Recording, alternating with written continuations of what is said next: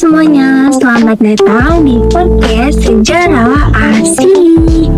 Aku Luna, selaku host pada acara podcast kali ini. Kalian penasaran gak sih sama narasumbernya? Daripada kelamaan, kayak kita kenalan. Halo semuanya, kita di podcast Sejarah Asyik. Seneng banget nih kita bahas tema tentang sejarah. Sebelum itu, perkenalan dulu aku sebagai narasumber dan teman-teman aku. Perkenalkan, nama aku Selin Siparta. Nama aku Zara Zalita. Nama aku Izaki Layasya. Saya Lang Aditya. Dan saya Muhammad Adil Akbar. Halo Luna dan halo semuanya. Kita akan membahas integrasi Timur-Timur. Halo guys, siap buat ngebahas sejarah hari ini? Hai, semoga nggak tegang ya. Santai aja, kita bakal ngobrolin kok.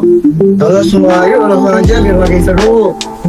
Oke, kita mulai dari awal ya. Nah, sebelumnya Timur-Timur itu dulu dijajah sama siapa sih? Jadi, dulu Timur-Timur adalah dijajah oleh Portugis pada abad ke-16. Mereka mencari rempah-rempah dan menguasai wilayah tersebut selama berabad-abad. Wah, lama banget ya dijajahnya. Terus, kapan mulai muncul partai-partai politik di sana? Itu mulai sekitar tahun 1974, pas kekuasaan Portugis mulai lemah. Akhirnya, rakyat Timur-Timur mulai membentuk partai politik kayak UDT. Nah, UDT itu artinya Uni Demokratik Timur, Filipin dan Apodeti. Nah, iya tuh, aku sempet dengar sama petisi UDT. Itu maksudnya apa sih, guys? Jadi petisi UDT itu semacam pernyataan sikap dari partai UDT yang awalnya pengen tetap ada hubungan sama Portugis.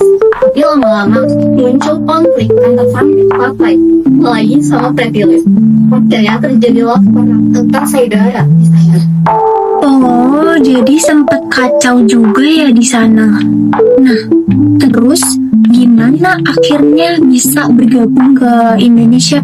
Nah, setelah konflik itu, beberapa kelompok masyarakat yang pro-Indonesia, terutama dari Partai Apodeti, ngajuin keinginan untuk bergabung dengan Indonesia.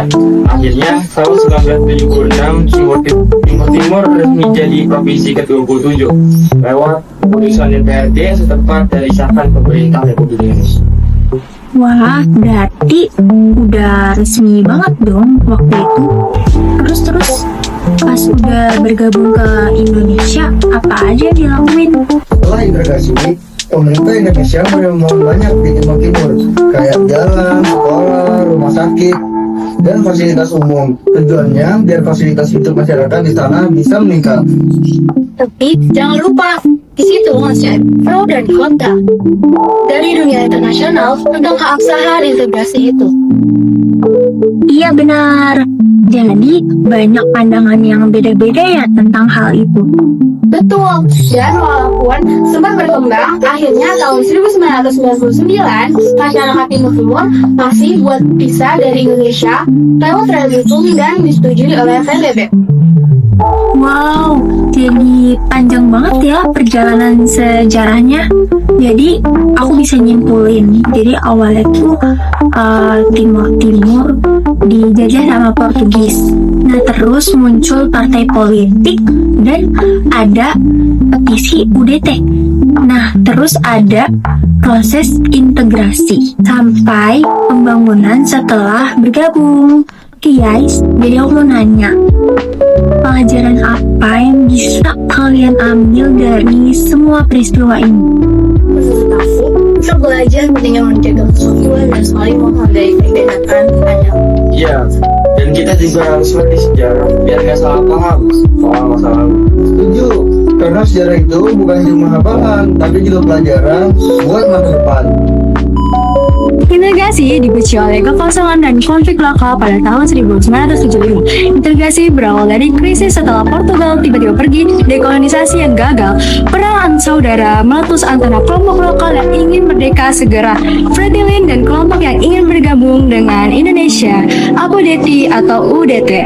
Indonesia masuk dengan alasan menjaga keamanan dari pengaruh komunis dan mempengaruhi permintaan kelompok pro-integrasi yang berujung pada invasi militer, Operasi Sereja. Status integrasi yang tidak diakui mayoritas dan internasional meskipun Indonesia menjadikan Timur Timur sebagai provinsi ke-27 tahun 1976 dan melakukan pembangunan besar-besaran, integrasi tersebut tidak pernah diterima secara damai.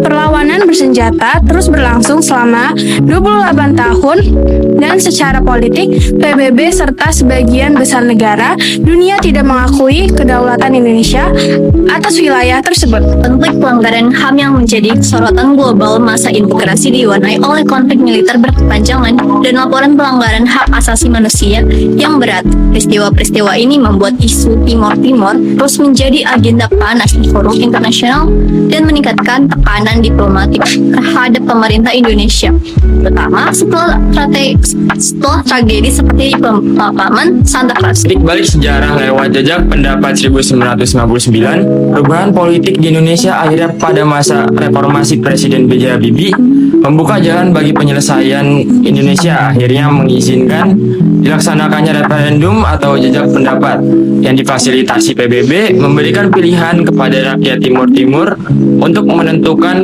nasib mereka sendiri, otonomi luas bersama Indonesia atau merdeka. Kemenangan hak menentukan nasib sendiri hasil jajak pendapat menunjukkan bahwa mayoritas besar rakyat Timur Timur, sekitar 78,5%, memilih untuk merdeka. Keputusan ini secara resmi mengakhiri babak integrasi. Timur Timur kemudian berada di bawah pengawasan PBB dan pada tahun 2002 secara resmi menjadi negara berdaulat bernama Timor Leste, membuktikan bahwa aspirasi kemerdekaan adalah pilihan akhir rakyat. Wow, keren banget ya kalian jawabnya.